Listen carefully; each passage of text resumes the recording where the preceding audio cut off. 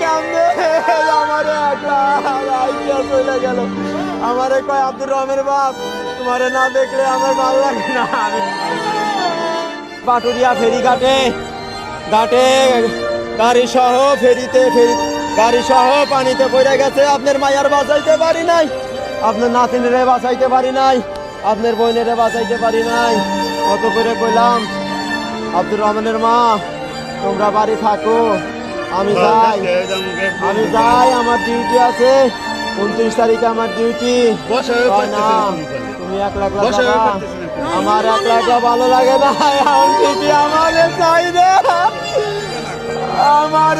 রে কেমনে আমারে একলা রাইয়া চলে গেল। আমারে কয় আব্দুর রহমানের বাপ, তোমারে না দেখলে আমার ভালো লাগে না, আমি বাড়ি থাকবো না। তোমারে না দেখলে আমার একটু ভালো লাগে না, আমার অস্থির লাগে। তোমার সাথে আমি যাবো। আমি কি করবো, আমি কেমনে কি করবো? আম্মা আম্মা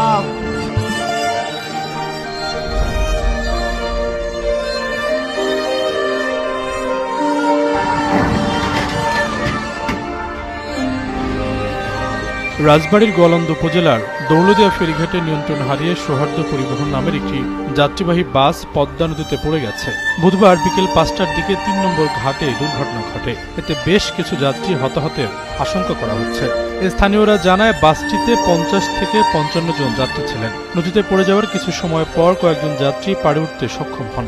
বাসটিতে থাকা অন্য যাত্রীদের এখনো কোনো খোঁজ পাওয়া যায়নি। বিষয়টি নিশ্চিত করেছেন বিআইডব্লিউটিসির দৌলদিয়া ঘাট শাখার ব্যবস্থাপক মোহাম্মদ সালাউদ্দিন। তিনি জানান, আজ বিকেলে ঘাটে একটি যাত্রীবাহী বাস নিয়ন্ত্রণ হারিয়ে পদ্মা নদীতে পড়ে গেছে। পরে খবর পেয়ে উদ্ধার কাজের জন্য ঘটনাস্থলে ফায়ার সার্ভিস ও পুলিশের সদস্যরা পৌঁছেছেন।